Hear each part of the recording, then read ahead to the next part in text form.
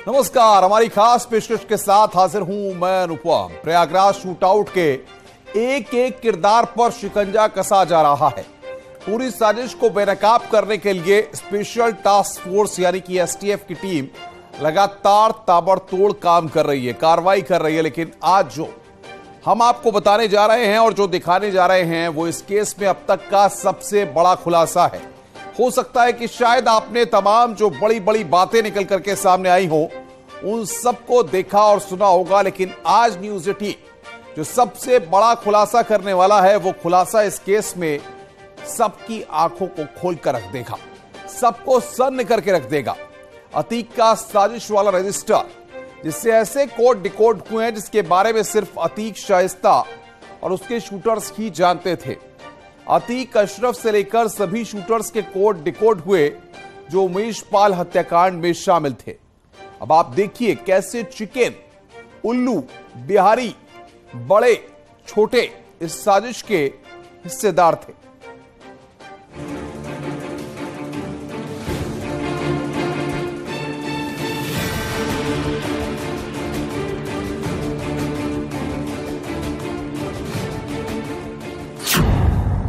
Umesh Pal shootout में सबसे बड़ा खुलासा।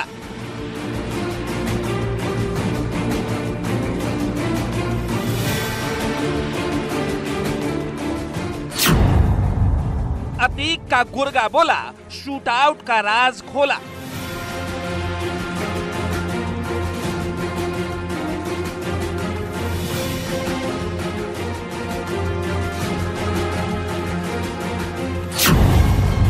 अतीक के घर साजिश वाला रजिस्टर।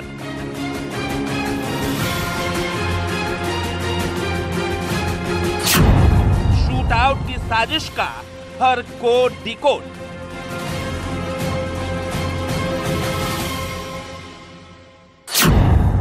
नकाब वाली लेडी डॉन की साजिश का पर्दाफाश।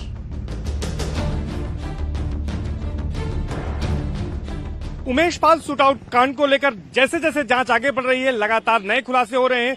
मंगलवार को पुलिस ने 6 घंटे की कस्टडी रिमांड लेकर 5 आरोपियों से पूछताछ की थी, जिसके बाद पुलिस को कई अहम जानकारियां मिली हैं।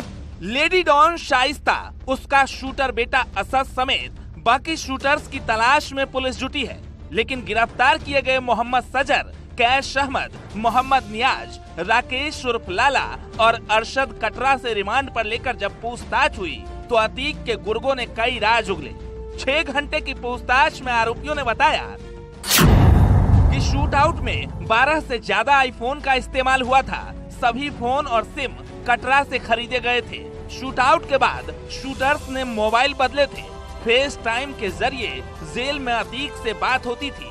शूटर्स आपस में भी फेस टाइम के जरिए बातचीत कर रहे हैं और यही वजह है कि पुलिस शूटर्स का लोकेशन नहीं पता कर पा रही। शूटआउट कांड को अंजाम देने के बाद आरोपियों ने अपने मोबाइल को बदल दिया था, जिसके चलते फेस टाइम पे वो बात कर रहे हैं और जांच एजेंसियां उन तक नहीं पहुंच पा रही हैं।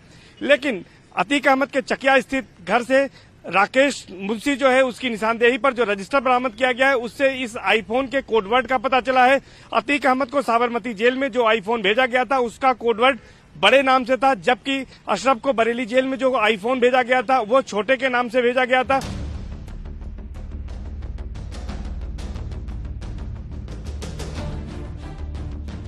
इतना ही नहीं, जिस 12 से ज्यादा आईफोन इस्तेमाल होने की बात सामने आई है सभी की आईडी कोड वर्ड में बनाई गई थी। यानी अतीक से लेकर शूटर्स और उसके वकील तक को आईफोन दिया गया था और सभी फोन के कोड अलग अलग थे, जिसका खुलासा उस साजिश वाले रजिस्टर से हुआ जो अतीक के चकिया स्थित घर से बरामद हुआ है।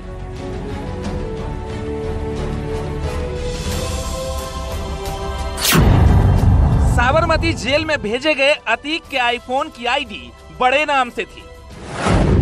बरेली जेल में भेजे गए अशरफ के लिए आईफोन की आईडी छोटे नाम से बनाई गई थी। शूटर गुलाम की आईडी उल्लू नाम से थी। बिहारी नाम से शूटर अरमान की आईडी, चिकन नाम से बमबाज गुड्डू मुस्लिम की आईडी और अतीक के वकील खान सौलत हनीफ की आईडी AD010 थी।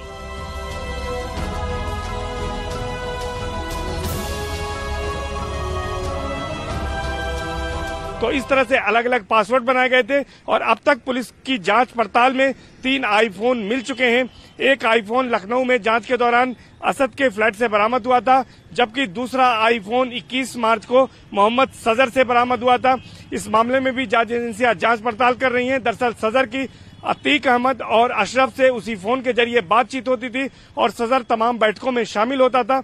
इसके साथ ही साथ मंगलवार को जांच में एक आईफोन मिला है। यह अतीक अहमद के पुश्तैनी घर पर एक जो कमरा बना है जिसमें मुंशी राकेश रहा करता था, वहां एक बैग से बरामद हुआ है। तो इन तीनों आईफोन को लेकर अब पुलिस की जांच एजेंसियां जांच पड़ताल में जुटी हैं। इसके साथ साथ अन्य भी क्लू इससे पता लगने की उम्मीद जताई जा रही है। हालांकि जो आरोपी हैं वो फेस टाइम से बात करते थे, इसकी वजह से बहुत ज्यादा जानकारी नहीं लग पा रही है, लोकेशन नहीं ट्रेस किया जा रहा है। लेकिन फिलहाल जो अब तक आईफोन मिले हैं इनसे जांच आगे बढ़ रही है और उम्मीद है कि और भी आईफोन जल्दी ही पुलिस रिकवर करेगी और केस के तह तक पहुंच सकेगी। कैमरा पर्सन संजीव मिश्रा के साथ service Dubey, news 18 Prayagraj.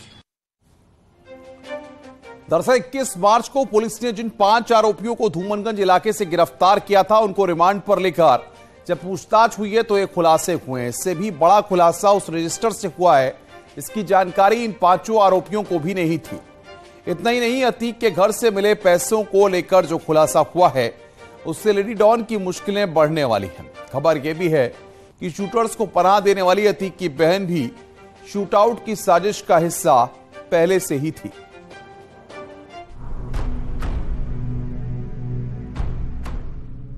Prayagraj shootout कांड में एक के बाद एक कई खुलासे हो रहे हैं, लेकिन अतीक के घर से मिले साजिश वाले रजिस्टर से कई ऐसे खुलासे हुए हैं जो चौंकाने वाले हैं। चकिया स्थित घर से मिला रजिस्टर में लेन देन का ब्यौरा, रजिस्टर में आईफोन की आईडी का डिटेल, साथ ही चकिया वाले घर से अतीक के बेटे अली के 2 आधार कार्ड भी बरामद हुए हैं।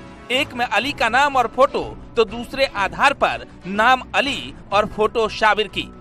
बात अगर रजिस्टर की करें तो रजिस्टर में लेन देन का ब्यौरा मिला है और काफी कुछ जानकारी मिली है और आईफोन से भी कई गहरे राज खुले हैं। इसके साथ ही साथ 2 आधार कार्ड वहां पर मिले हैं, जो कि एक अतीक अहमद के बेटे का है अली का, और दूसरा आधार कार्ड जो है वो फर्जी था, नाम अली का था, जबकि उस पर फोटो साबिर की लगी हुई थी। मतलब साफ है कि किस तरह से फर्जीवाड़ा यहाँ पर किया जाता है, इसका भी खुलासा हुआ है। दावा है कि उमेश पाल की हत्या के पहले अतीक अहमद की पत्नी शाइस्ता परवीन ने ही आईफोन शूटर्स को दिए थे।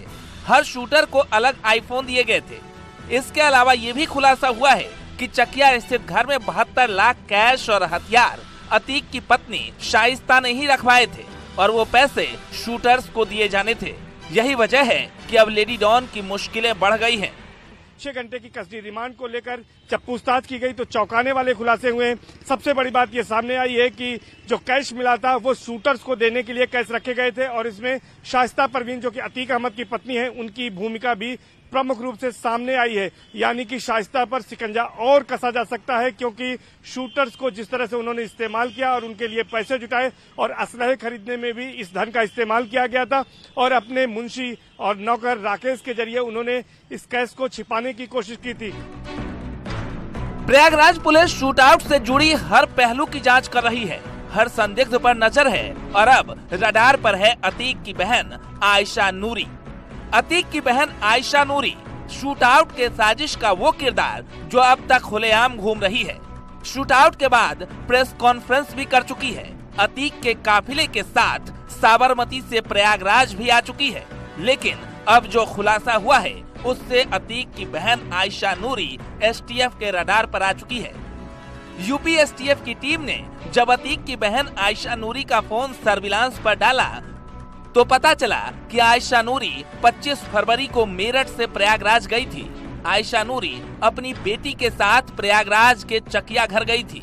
शूटर्स को अपनी कार से लेकर जा रही थी। शूटर असद, बमबाज गुड्डू मुस्लिम और शूटर साबिर भी आयशा की कार में था। तीनों शूटर्स को आयशा नूरी कौशाम्बी लेकर जा रही थी। संदीपन घाट इलाके में कार खराब हो गई और आयशा नूरी ने अतीक के खास गुर्गे मोबिन को कार सौंपकर बस से निकल गई। इससे पहले अतीक के बहनोई डॉक्टर अखलाक को शूटर्स को पनाह देने के आरोप में पुलिस गिरफ्तार कर चुकी है। अखलाक का शूटर्स के साथ वीडियो भी सामने आ चुका है। अब एसटीएफ अतीक की बहन को गिरफ्तार कर सकती है।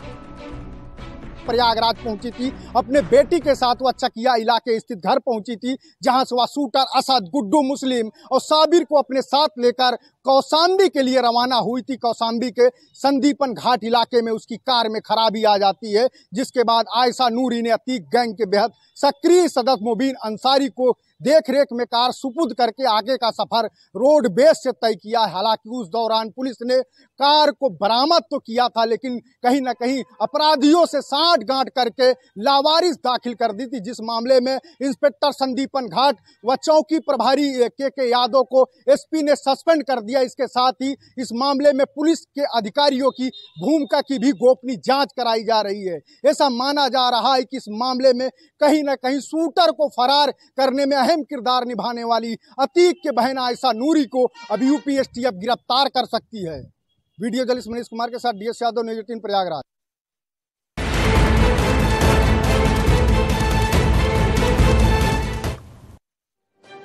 मैनहट्टन कोर्ट में आपराधिक मामलों में जब ट्रंप सुनवाई के लिए पहुंचे तो उनको गिरफ्तार कर लिया गया था। ट्रंप पर 34 आरोप लगे हैं। कोर्ट जाने से पहले ट्रंप ने अपने समर्थकों के नाम एक मेल भी भेजा था, जिसके बाद ट्रंप के हजारों समर्थक सड़कों पर उतर आए थे।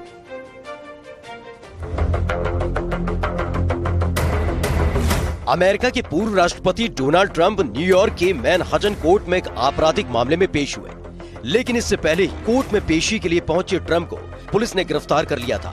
Trump porn star stormy Daniels को मुंह बंद रखने के लिए धन देने के आरोपों से जुड़े आपराधिक मामले में मैनहट्टन की अदालत में पेश हुए थे।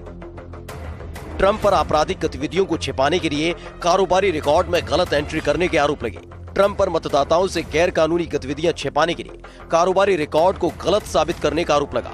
अभियोजन ने कहा कि ट्रंप ने 2016 के चुनाव की अखंडता को कम करने की कोशिश की। जज ने ट्रंप को चेतावनी दी कि वे ऐसा कोई बयान न दें जिससे अधिकारियों के खिलाफ हिंसा भड़के।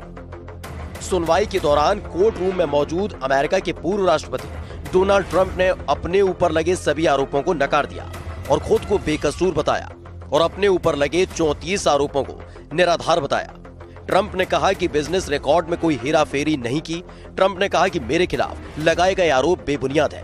ट्रंप ने जज के सामने कहा कि मैं निर्दोष हूं। ट्रंप पर पॉर्न स्टार स्टॉर्मी डेनियल्स को मुंह बंद रखने के लिए करीब 1 करोड़ 7 लाख रुपए देने और इस भुगतान को वकील को दी कानूनी फीस के तौर पर दिखाने के आरोप है।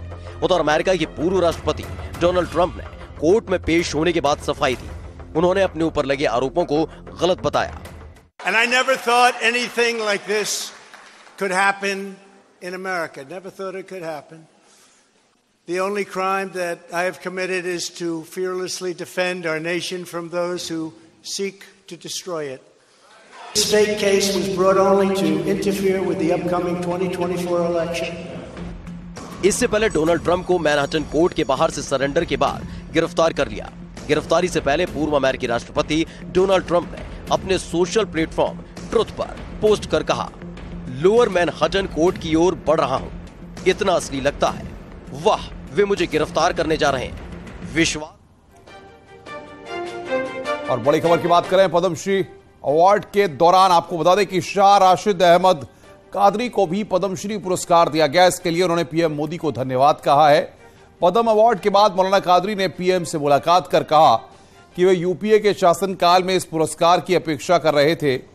वहीं बीजेपी के शासन में तो उन्होंने उम्मीद ही छोड़ दी थी, लेकिन आपने मुझे गलत साबित कर दिया। उनकी इस बात पर पीएम मोदी मुस्कुराते हुए आगे बढ़ गए।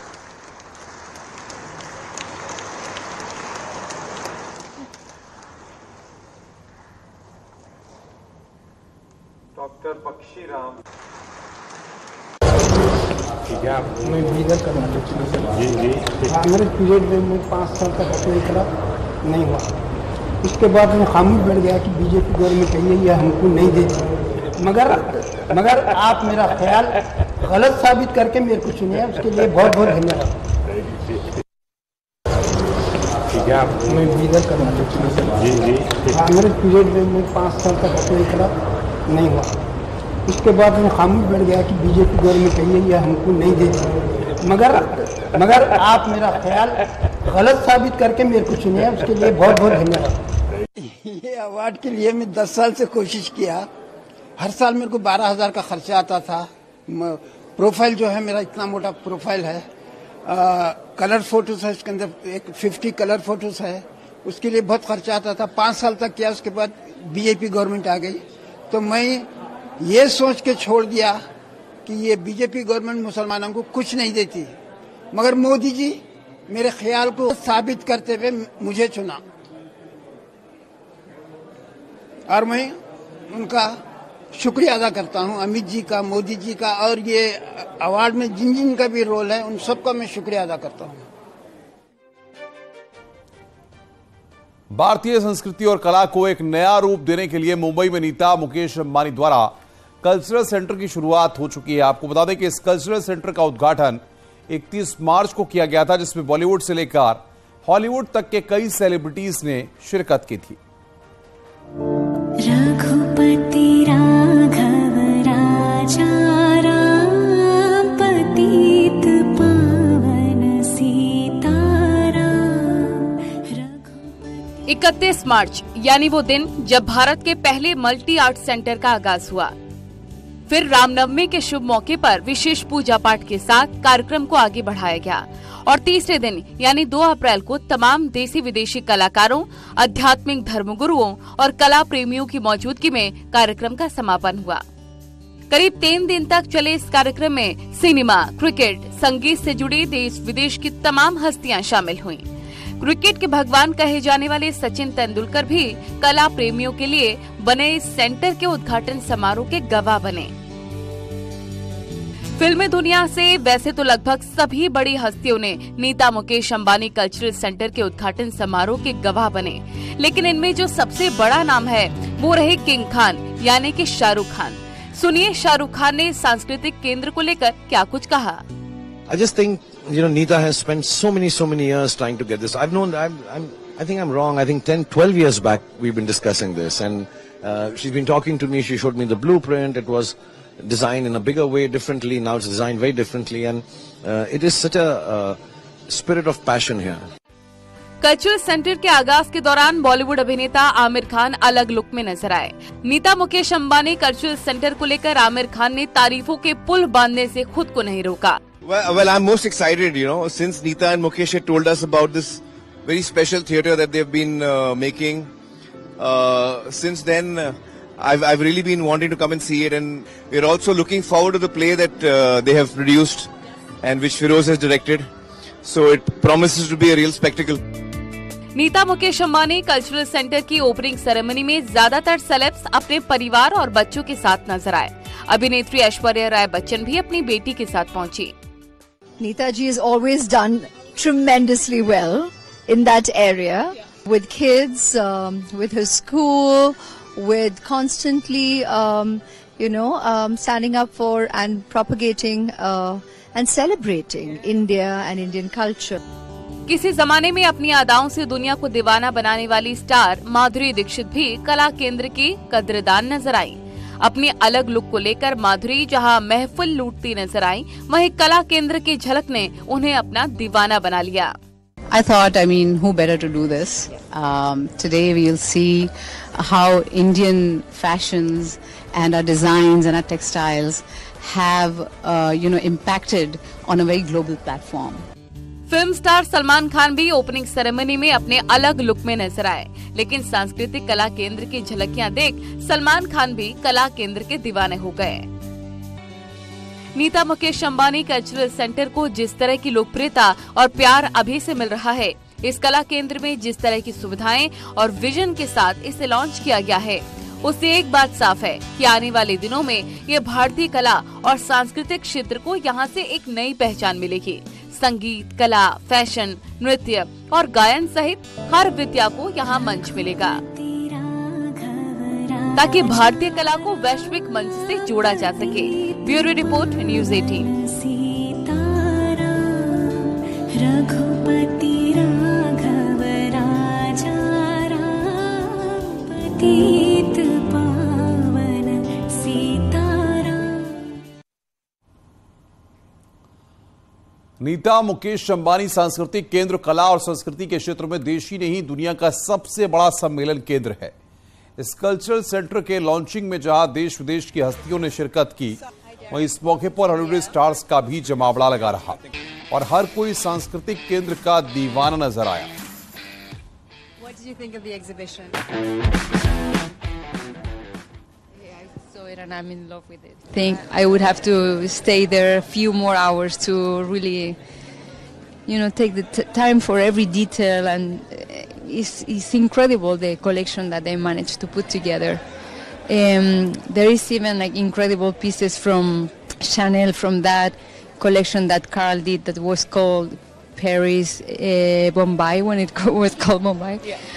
That is one of my favorite collections ever from Chanel, and incredible pieces from Galliano, from Balenciaga. The amount of work and dedication that they've put to create something like this, the amount of history that is there in those rooms, the amount of talent. Very, very hard work behind every one of those pieces. We have to value what it is, no? Fashion. I could not agree with you. Somebody that is working so many hours on a dress, with every little detail by hand, the incredible amount of work behind that. Well, I can see the sparkle in your eyes. We both love it. No, we did. We really loved it. And thank you for taking the time to express exactly how you felt about it. It means a lot to us. Thank you. Thank you very much. Thank you. Nice to... Such a testament to how Indian culture and inspiration cannot be ignored on so many creative platforms, but especially fashion. I love that you could see not only non-Indian designers' interpretations of classic Indian shapes like saris, but also even in more Western designs and silhouettes, seeing Indian craftsmanship and workmanship. So as such an obvious influence. And I'm just really happy that there's a place that people can come and see this show and feel that India is really being celebrated in that way. उद्घाटन कार्यक्रम में देश विदेश की मशहूर हस्तियां शामिल हुई थीं। वहीं नीता मुकेश अंबानी कल्चरल सेंटर में अमेरिकी फैशन डिजाइनर लॉ रोच भी पहुंचे हुए थे। नीता मुकेश अंबानी कल्चरल सेंटर को लेकर लॉ रोच ने क्या कहा, सुनिए जरा। What did you think of the exhibition? And for me to get the opportunity to see Indian craftsmanship and workmanship, and through the years, through the decades, in Mumbai, is even making it more special. It literally makes me really emotional. It's so beautiful. Can I give you a hug? Of course. वहीं Nita Mukesh Ambani cultural centre में American actress जड़ैया और Hollywood star Derek ब्लक्सबर्ग भी पहुंचे थे। Cultural centre की भव्यता देखकर दोनों अभिभूत नजर आए। क्या कहा, सुनिए जरा। Like a mermaid. You look so beautiful. Thank you so much. What did you think of the exhibition? Stunning, unreal. I was literally walking through, and every time I would turn a corner, I was like it took my breath away. So gorgeous, so gorgeous, and every piece, but not just every piece, but the way it was framed, right, and lit. It was so gorgeous. Amazing. I had so much fun. And what is kind of your style mantra when you put an outfit together? What do you think about? What do I think about? I think all you can really think about, and not to be selfish, but is yourself, right? Absolutely. It starts with yourself. It starts what makes you feel good. If you look in the mirror and you feel happy, you feel joy. I always feel like this little feeling in my gut, and I know it's the right thing. Whatever that is, I think you always have to kind of follow that. Absolutely. Beautifully said. Thank you. Well, have a beautiful evening. Thank you. You look divine. So do you. Thank Have fun. you. Thank you. Hi, Derek. Welcome to India. Thank you. What are your first impressions? I'm actually totally, can I be breathtaking? My breath is completely taken away. It looks incredible. Gosh, he's beating me at my job, guys. And what are your expectations for tonight? Tonight we're seeing the play, the musicale, the tribute of Indian cultural contribution. But I know it's been a long time coming, that they've been working on this for years and years, and I think everyone is super excited to be here. There's a sense of goodwill in the air. Enjoy your evening. Thank you so much. Lovely to see you. Bye-bye. रुक रहे हैं यहां पर एक break के लिए। Break के बाद खबरों का सिलसिला लगातार